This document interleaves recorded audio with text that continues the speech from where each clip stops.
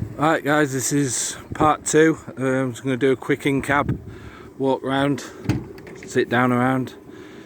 You see big wide opening doors, which is they're massive really for the size of the tractor. So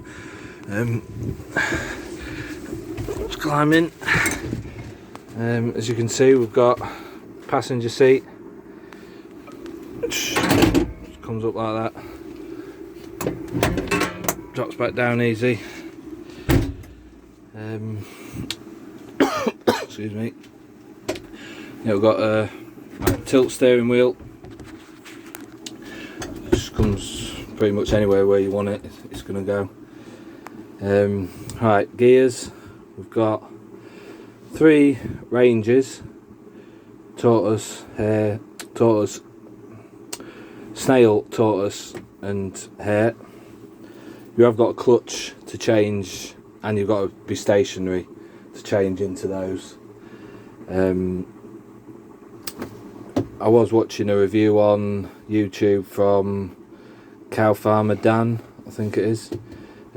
He's got one of these models, I think it's a 2018, and he said it's some of these gears were a bit delayed, but obviously this is a 2020 model, so whether or not they've ironed out any of them problems, because I haven't really noticed anything like what he was describing. And then you've got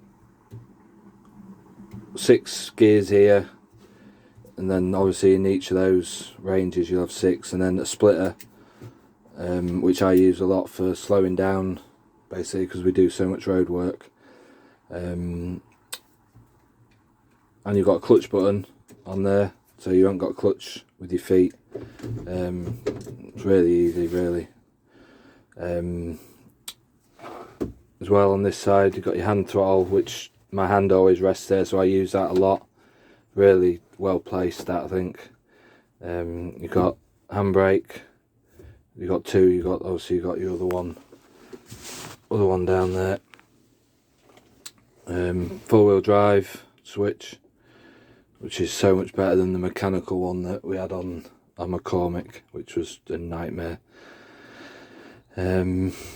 You've got 2 preset engine speeds, which I use for the tanker a lot, depending on how thick your stuff is that you're sucking, whether it's water or anything. I've got 2, one for set for slower and a faster one, basically. 3 spools. Also, I've got the hitch on that one. I had these labels done for just to help people out who don't drive it often, so they knew which ones they were. The pushback hitch is on this one, and that's the main one that we use. I don't often use that one. PTO, just simply down and turn, and then when you want it off, just press it again and it goes off. You've got your 3-point hitch controls here, your draft and all that. On the console on the right we've got window wipers, front and back, front and rear work lights, your flasher, heater controls, aircon and what have you. Radio, which isn't the best if I'm being honest.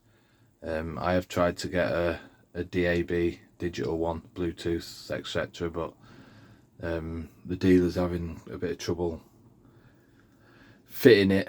The connections are different or something, and we're having a bit of trouble with that, to be honest. But it's not the end of the world. Loader controls. We haven't got a 3rd service on it because we just don't have anything that we use that. I've got a bale spike bucket which is on now, and a set of pallet forks, so we just don't have the need for a 3rd service on it. You got some buttons here for on your dash to scroll through your hours.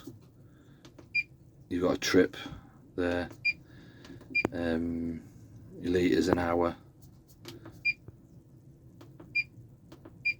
That's your average litres an hour. That's your burn off for your AdBlue, so it's up to 64% now, which possibly might want doing in a couple of days. That's your revs.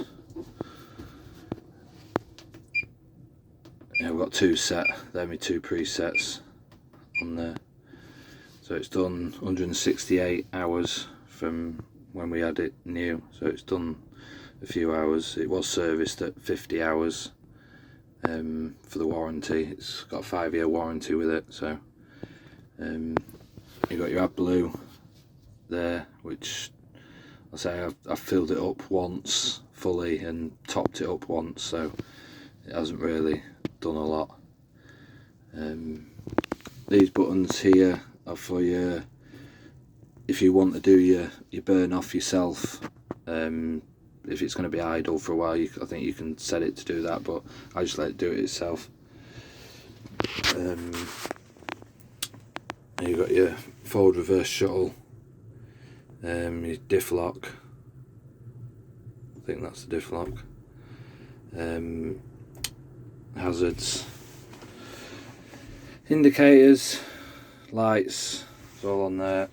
You've got a horn there, space there for your lunchbox or whatever, cup holder, another cup holder there. I've got my flask in it, another bit of space there. Socket, you've got a 12 volt, and I think the socket there for your baler or whatever, plug in there. It's got an air seat, so that's really comfy. It's got armrests, which the McCormick didn't have, so that was a luxury. Now we've got armrests.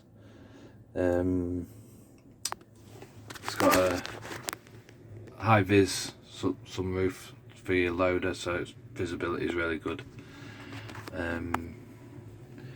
Got another mirror there. Yeah, so the back window's open, so that's good. Yeah, all good. So yeah, any questions? So hopefully if anyone's got out to ask, I'll try and answer them, but yeah, thank you.